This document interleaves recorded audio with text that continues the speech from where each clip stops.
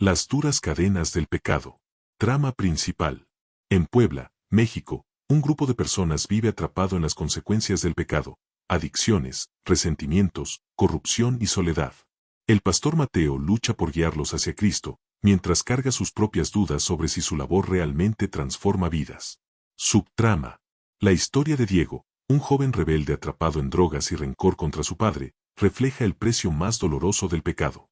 Su proceso de caída, casi hasta la muerte, y su camino hacia la redención muestran el poder de la gracia de Dios en medio del caos. Personajes principales. Mateo, pastor evangélico. Firme y compasivo, pero humano, cansado y con dudas internas. Lucía, madre soltera, resiliente y solidaria, ayuda a otros a pesar de sus propias cicatrices. Diego, joven rebelde atrapado en vicios, su arco lo lleva de la oscuridad al arrepentimiento.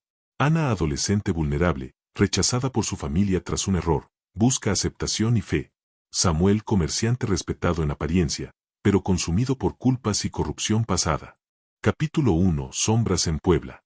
La ciudad de Puebla se despertaba como cualquier otro día, vendedores ambulantes gritaban en las esquinas, el olor a pan dulce recién horneado llenaba el aire, y los niños corrían a la escuela con mochilas que parecían más grandes que ellos. Sin embargo, bajo la rutina cotidiana, había un peso invisible que se respiraba en las calles, las cadenas silenciosas del pecado, que amarraban corazones y destrozaban familias. En una pequeña iglesia en el centro, el pastor Mateo Hernández se preparaba para predicar. Su voz, firme y cálida, buscaba alcanzar a los que llegaban cargados de culpas. Esa mañana, el templo estaba lleno de madres preocupadas, hombres agotados y jóvenes que cargaban con más preguntas que respuestas.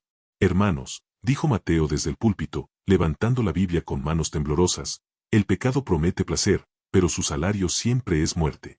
No muerte inmediata, no siempre física, pero sí en nuestras almas, en nuestras familias, en nuestra esperanza. Al fondo, Lucía Ramírez, una madre soltera de 30 y tantos años, apretaba la mano de su hija mientras escuchaba. Sabía bien lo que era cargar cicatrices, un esposo que la había abandonado, trabajos mal pagados y noches enteras llorando en silencio. Pero en esa iglesia había encontrado algo de alivio, y por eso estaba allí, escuchando cada palabra. De repente, las puertas del templo se abrieron con un golpe seco. Todos voltearon. Era Diego López, un joven de 22 años, con la mirada perdida y el cuerpo tambaleante. El olor a alcohol y marihuana lo delataba. «Mentiras», gritó con voz ronca. «Dices que Dios salva, pero mírame a mí. Yo no necesito de tu Dios». Algunos hermanos intentaron calmarlo, pero Diego empujó a uno y se quedó en medio del pasillo, jadeando.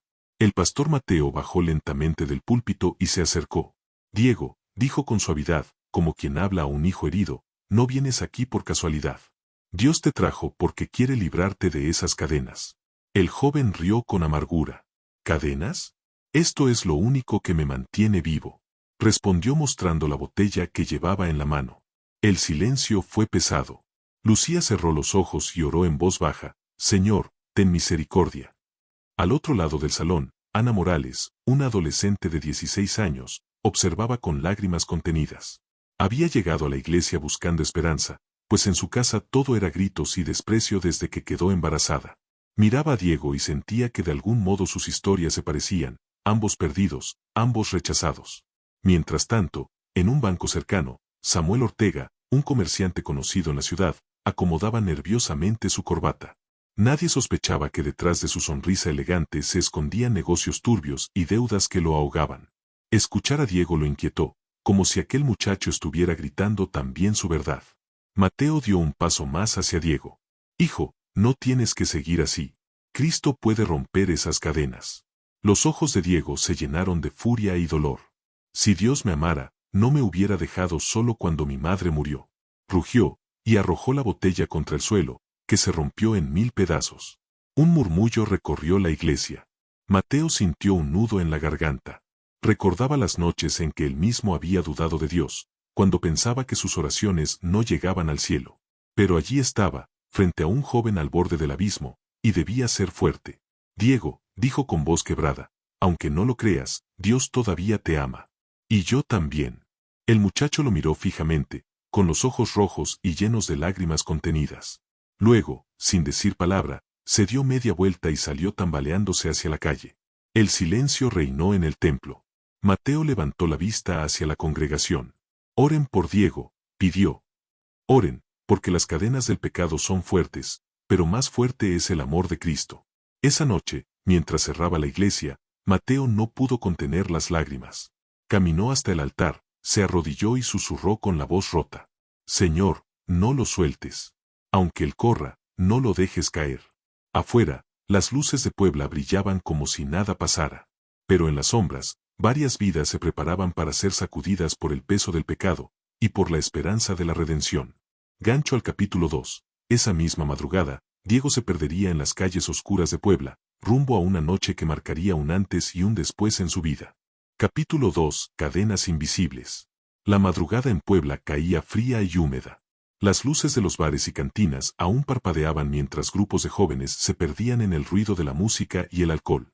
Entre ellos caminaba Diego, tambaleante, con los ojos rojos y el corazón en pedazos. Entró en una cantina de mala muerte, donde el olor a cigarro, cerveza y sudor era casi insoportable. Se sentó en una mesa oscura, ordenó otra botella y comenzó a beber como si quisiera borrar de golpe todos sus recuerdos. Pero no podía. La imagen de su madre, enferma y débil, regresaba a su mente una y otra vez. Recordaba cómo oraba de rodillas, pidiendo a Dios que no se la llevara. Y sin embargo, murió. ¿Ves? Se murmuró a sí mismo. Él nunca escuchó. Nunca estuvo ahí. Un hombre mayor, con tatuajes en los brazos y mirada dura, se le acercó. Era el gato, un conocido de la calle. Diego, te ves acabado. Pero yo tengo lo que necesitas para olvidarlo todo, dijo, deslizando una bolsita de polvo blanco sobre la mesa. Diego la miró. Sabía lo que era, sabía a dónde lo llevaría. Parte de él quería rechazarlo, pero otra parte, la más rota, buscaba desesperadamente apagar el dolor. ¿Cuánto? Preguntó con voz apagada. El gato sonrió. Mientras tanto, en la iglesia, Mateo no podía dormir. Caminaba de un lado a otro en su cuarto, orando en voz baja. Señor, guarda a Diego. No lo dejes caer más, dale una oportunidad. Al otro lado de la ciudad, Lucía también oraba. Había visto en los ojos del joven un grito de ayuda escondido bajo la rabia. Su hija dormía plácidamente, pero ella permanecía despierta, clamando por aquel muchacho que ni siquiera conocía bien. Y en una pequeña habitación, Ana lloraba en silencio. Recordaba las palabras de Diego en la iglesia y sentía que hablaban también de su propia vida. Sus padres apenas le dirigían la palabra desde que supieron de su embarazo. Se sentía sola, avergonzada, y la tentación de escapar rondaba su mente. La ciudad dormía, pero las cadenas invisibles del pecado se apretaban más y más alrededor de cada vida. De vuelta en la cantina, Diego ya había probado lo que el gato le ofrecía. El mundo giraba, la música parecía lejana, y por un momento creyó estar flotando. Pero la sensación se apagó rápido, dejándolo aún más vacío que antes. ¿Quieres más? Preguntó el hombre. Diego lo miró, con lágrimas en los ojos. Sí, dame más. Fue en ese instante cuando alguien lo tomó del brazo con fuerza. Era David, un exmilitar convertido en cristiano, miembro de la iglesia de Mateo. Había seguido a Diego, preocupado por él. Ya basta, Diego, exclamó. Esto no es vida, te estás matando. El joven intentó zafarse, pero David lo sostuvo con firmeza. Suéltame, gritó Diego, atrayendo las miradas de todos en la cantina. David lo miró fijamente. No vine a pelear contigo. Vine porque Dios me dijo que no te dejara aquí. No me importa lo que digas, no me importa si me odias, no voy a dejar que el diablo te destruya. El gato se levantó, molesto. Oye, amigo, no te metas. Él ya es grande. David lo enfrentó con una mirada fría, la de un hombre que había visto demasiadas batallas. Y yo también soy grande. Pero él no se va contigo esta noche. Hubo un silencio tenso. Finalmente, el gato levantó las manos y retrocedió. Como quieras. Pero tarde o temprano volverá. Todos vuelven. Diego estaba temblando, entre rabia y confusión. David lo sacó de la cantina a la fuerza y lo llevó hasta la calle, donde el aire frío lo golpeó en la cara. ¿Por qué haces esto? Preguntó Diego con voz quebrada. David lo miró con compasión. Porque alguien un día hizo lo mismo por mí. Yo también estaba perdido, y Cristo me rescató. Ahora quiero que tú también conozcas esa libertad. Diego rió con amargura. ¿Libertad? ¿Tú crees que Dios me quiere libre? Él me dejó solo cuando más lo necesitaba. David lo abrazó con fuerza, a pesar de que Diego intentaba empujarlo. No estaba solo. No lo estás ahora. Y aunque no lo creas, esta es la prueba. Dios me envió aquí por ti. Las lágrimas comenzaron a correr por el rostro de Diego. No respondió, solo se dejó caer de rodillas en la acera, gritando con rabia y dolor. En ese momento, desde una ventana cercana, Lucía observaba todo. Se llevó la mano a la boca y sintió un escalofrío. Supo que esa noche marcaría un antes y un después, no solo para Diego, sino para todos los que estaban alrededor. Gancho al capítulo 3. Al día siguiente, un acontecimiento inesperado en la iglesia pondría a prueba no solo la fe de Mateo, sino la vida entera de la congregación. Capítulo 3. El precio del silencio. La mañana en Puebla amaneció con un aire extraño. El sol brillaba, pero en el corazón de muchos había nubes de incertidumbre. En la iglesia, Mateo preparaba su sermón mientras recordaba lo que David le había contado sobre Diego. Agradecía a Dios porque lo había sacado de aquella cantina, pero sabía que la lucha apenas empezaba. Lucía llegó temprano con su hija. Llevaba ojeras, pues casi no había dormido después de haber visto la escena desde su ventana. Se acercó a David y le susurró: «Lo que hiciste anoche fue valiente, pero también peligroso. Ese hombre, el que estaba con Diego, lo conozco de vista. Es alguien de cuidado». David asintió con seriedad. «Lo sé, pero no podía dejarlo ahí». Luego añadió con voz más baja: «Algo me dice que no se quedará tranquilo». Mientras tanto, Diego apareció en la puerta de la iglesia. Sus ojos estaban hinchados, su ropa arrugada. Todos lo miraron con sorpresa, pero él solo buscó un rincón al fondo y se sentó en silencio. Mateo comenzó la prédica con una voz cargada de emoción. El pecado promete libertad, pero en realidad esclaviza. Y el silencio ante el pecado también nos hace cómplices. Hoy quiero hablarles del precio del silencio. Las palabras resonaron como un eco en el corazón de varios. Ana, con su vientre ya más notorio, bajó la cabeza.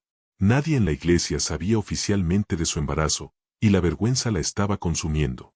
Había considerado dejar de asistir, pero algo más fuerte la mantenía allí. Diego escuchaba con los brazos cruzados, aparentando indiferencia, pero por dentro las palabras lo atravesaban como flechas. De repente, la puerta se abrió de golpe. Era el gato, acompañado por dos hombres. El murmullo recorrió la congregación. Mateo bajó del púlpito y caminó hacia ellos con calma. «Esta es la casa de Dios», dijo con firmeza. «Aquí no entran amenazas». El gato sonrió de forma burlona. «Solo vine a recordarles que algunos muchachos no pueden escapar de sus decisiones. Diego me debe, y tarde o temprano me lo va a pagar». Diego se levantó, pálido, temblando. Todos lo miraban. «No, no es así», balbuceó. Yo ya no quiero eso». El silencio se hizo pesado. Fue entonces cuando Lucía se adelantó y con voz fuerte declaró: «Él no te pertenece. Diego le pertenece a Cristo, aunque aún no lo entienda». El gato la miró con desprecio, pero algo en sus palabras lo incomodó. «Ya veremos», dijo, y salió con sus hombres.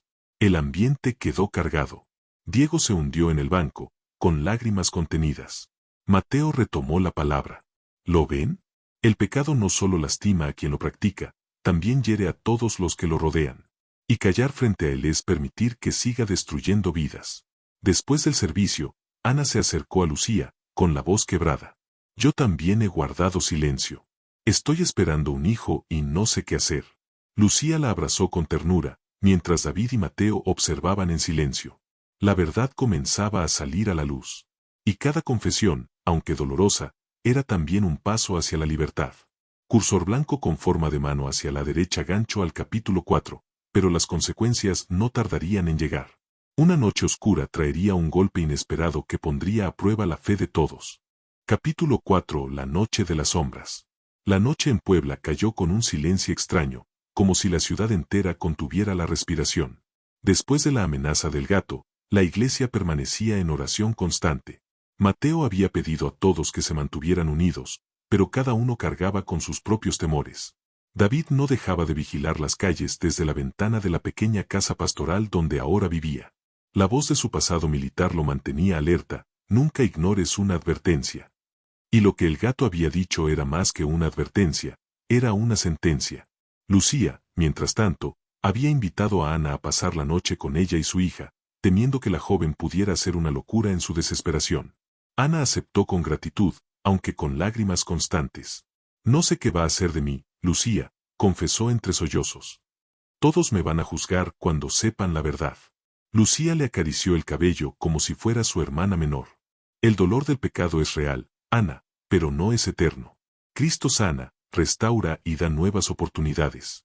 Lo que importa ahora no es el juicio de la gente, sino lo que Dios quiere hacer contigo y con tu hijo. Las palabras calaron hondo, y Ana sintió por primera vez en meses un rayo de esperanza. En otro punto de la ciudad, Diego caminaba sin rumbo. No había vuelto a su casa, tenía miedo de encontrarse con el gato en cualquier esquina. Las palabras de Mateo durante la prédica resonaban en su mente: el pecado promete libertad, pero esclaviza. Sentía cadenas invisibles que lo arrastraban hacia la desesperación. Se sentó en un parque oscuro, y allí recordó a su madre fallecida. Ella siempre le había dicho: Dios nunca deja de buscarte. Entre lágrimas murmuró: si es verdad, Dios, si de verdad no me has soltado, ayúdame. Fue entonces cuando escuchó pasos detrás de él. Su corazón se aceleró. Volteó, y ahí estaba, el gato, acompañado de 2 de sus hombres. ¿Creíste que podías huir?, dijo con una sonrisa cruel. Nadie le da la espalda al negocio, Diego. Diego retrocedió, temblando. Ya no quiero nada de eso, quiero cambiar. El gato lo sujetó del cuello de la camisa y lo empujó contra un árbol. El pecado no se abandona tan fácil, muchacho. Siempre cobra su precio. De repente, una voz fuerte interrumpió la escena. Suéltalo. Era David. Había seguido a Diego desde lejos, sospechando que algo así podría pasar. Con paso firme se acercó, y aunque el gato y sus hombres eran 3, había en David una autoridad que no se podía ignorar. ¿Y tú quién eres?, bufó el gato. Alguien que ya no tiene miedo de ti, respondió David con serenidad. Porque ahora sirvo a un rey más grande. La tensión era insoportable. Diego, aún contra el árbol, sintió que algo se quebraba dentro de él. No era solo miedo, era un reconocimiento: necesitaba ser libre. En ese momento, unos vecinos que habían escuchado el alboroto comenzaron a asomarse con linternas y celulares, alumbrando la escena. El gato, molesto, soltó a Diego. Esto no se queda así, dijo con furia contenida. Tarde o temprano, caerán todos ustedes. Y se marchó con sus hombres entre las sombras. Diego cayó de rodillas, sollozando. David lo ayudó a levantarse. ¿Por qué me seguiste?, preguntó con la voz rota. Porque Cristo también me siguió a mí cuando yo estaba perdido, respondió David, mirándolo a los ojos. Y si Él no me dejó solo, tampoco te va a dejar a ti. Esa noche, Diego experimentó por primera vez lo que era la verdadera esperanza. No era un cambio inmediato, pero algo nuevo había comenzado en su interior. De vuelta en la casa pastoral, Mateo escuchó lo ocurrido y reunió al grupo en oración. Lucía, Ana, David y Diego se tomaron de las manos. Mateo levantó su voz. Señor, sabemos que la batalla es real, pero también sabemos que tu gracia es más fuerte que el pecado. Ayúdanos a permanecer firmes y a no ceder al miedo. Al terminar, el ambiente estaba cargado de paz, aunque todos sabían que la amenaza del gato no había terminado. Gancho al capítulo 5. Al amanecer, un acontecimiento inesperado sacudiría a la comunidad entera, mostrando que las sombras aún no habían dicho su última palabra. Capítulo 5. El amanecer del dolor. El sol salió sobre el barrio de San Miguel con una luz opaca, como si la misma mañana dudara en anunciar esperanza. Después de la tragedia en la cantina y la confesión de Mariana, el grupo estaba dividido. El pecado ya no era solo un recuerdo, ahora tenía rostro, heridas y consecuencias que pesaban en cada corazón. En la pequeña casa donde se refugiaban, don Ezequiel oraba en silencio, sus manos arrugadas sosteniendo la Biblia como si fuera su última fuerza. A su lado, Andrés caminaba de un lado a otro, con los nervios encendidos. No podemos seguir así, dijo con rabia contenida. Mariana necesita ayuda, y tú solo oras. El anciano lo miró con calma. Orar no es quedarnos de brazos cruzados. Orar es pelear en lo invisible, hijo. Mariana, sentada en un rincón, apenas levantaba la vista. Sus ojos hinchados mostraban que había llorado toda la noche. Lidia se acercó con suavidad, ofreciéndole un poco de agua. Dios todavía tiene un plan para ti, hermana, susurró. Él no abandona a sus hijos, aunque tropiecen. La joven asintió débilmente, pero su silencio revelaba la lucha interna. Mientras tanto, en la plaza del barrio, Julián reaparecía con una nueva máscara. Hablaba a los jóvenes sobre libertad y vida sin cadenas. Sus palabras eran dulces, pero escondían veneno. ¿Qué les ha dado la iglesia?, preguntaba a un grupo de muchachos. Solo culpas y prohibiciones. Yo les ofrezco placer, dinero, respeto. Aquí y ahora.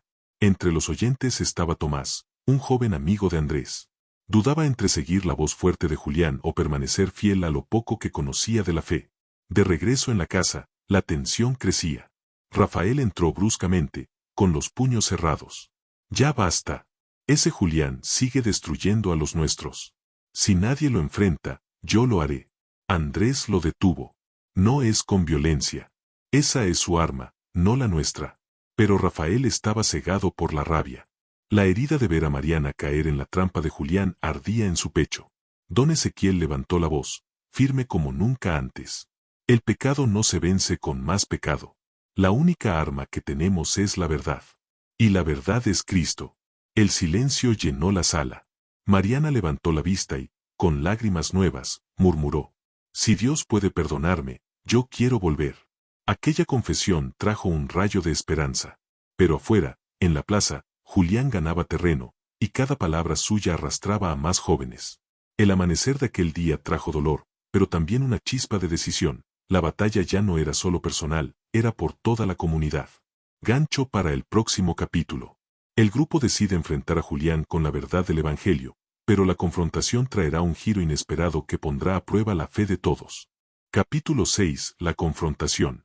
La tarde caía sobre San Miguel con un aire tenso y cargado.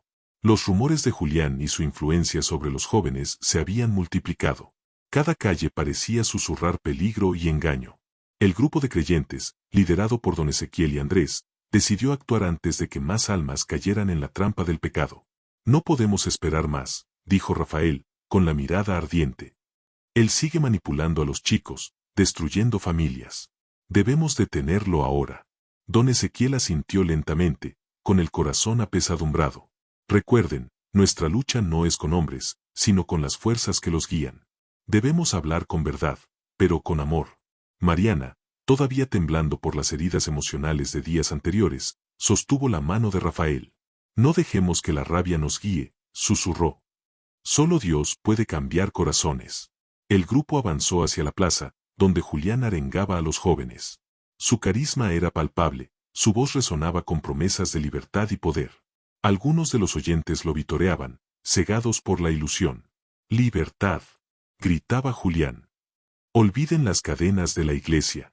Aquí empieza su verdadera vida. Andrés dio un paso adelante, levantando la Biblia como escudo y guía. No es libertad lo que ofreces, Julián, gritó con firmeza. Es destrucción. Dios nos da vida, pero en verdad, no en pecado. Los jóvenes se quedaron en silencio, sorprendidos por la valentía de Andrés. Julián frunció el ceño, sintiendo que su control comenzaba a tambalear.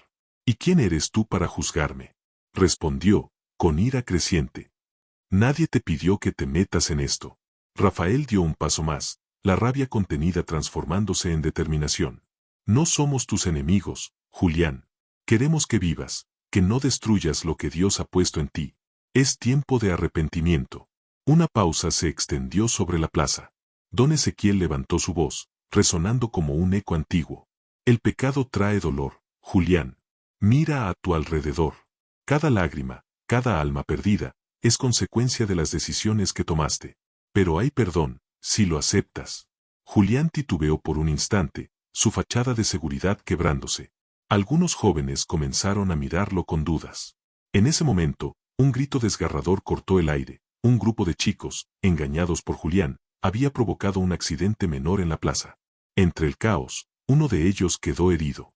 La escena fue un golpe directo a la conciencia de todos. Mariana corrió hacia el herido, mientras Sofía y Rafael ayudaban a calmar el miedo.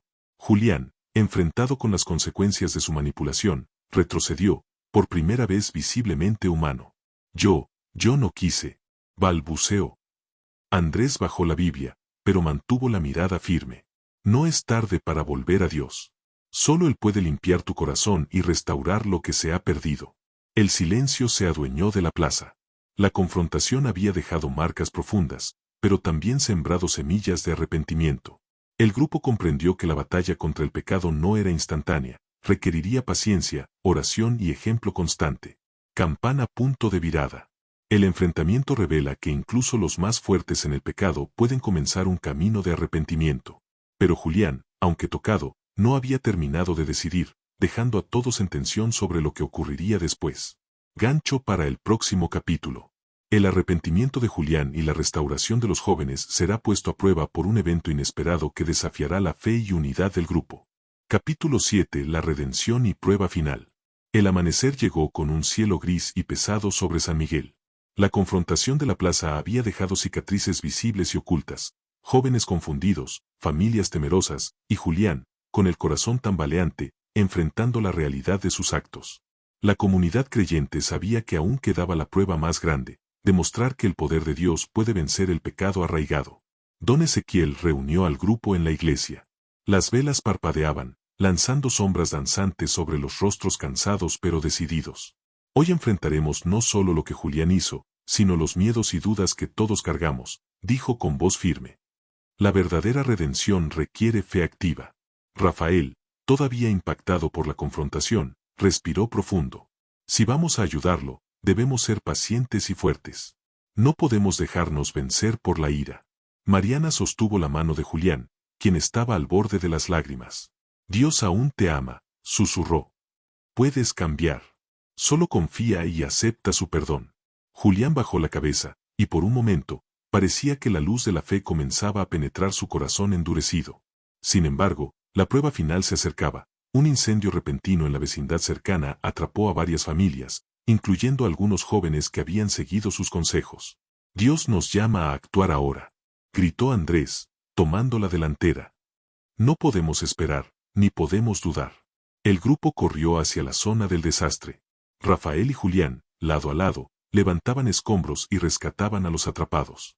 Mariana ayudaba a los niños a salir, mientras Sofía atendía a los heridos. La escena era caótica, llamas, gritos, humo, polvo y miedo mezclados, pero también una sensación de propósito y unidad. Julián, enfrentando directamente el sufrimiento que sus decisiones habían provocado, cayó de rodillas por un instante, lágrimas corriendo por su rostro. Señor, perdóname, susurró con voz quebrada. Rafael, viendo la sinceridad en sus ojos, se acercó y puso su mano sobre su hombro. Dios escucha, Julián. Esto es solo el comienzo de tu verdadera vida en Él. Elías, que había llegado con refuerzos de la comunidad, levantó las manos al cielo mientras oraba.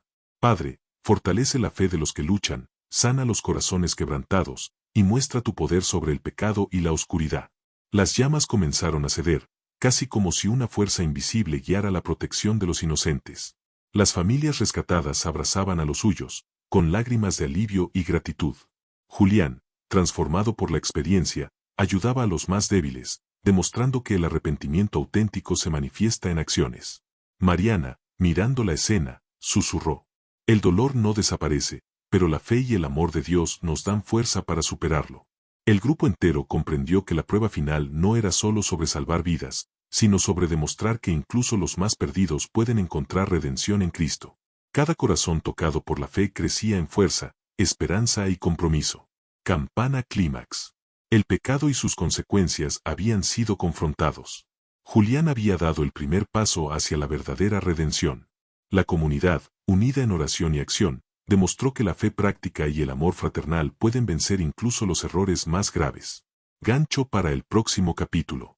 El último capítulo revelará cómo la comunidad, fortalecida por la experiencia, reconstruye San Miguel y lleva un mensaje de esperanza y restauración a todos los que sufren, cerrando la historia con un triunfo espiritual y emocional. Capítulo 8. Restauración y esperanza.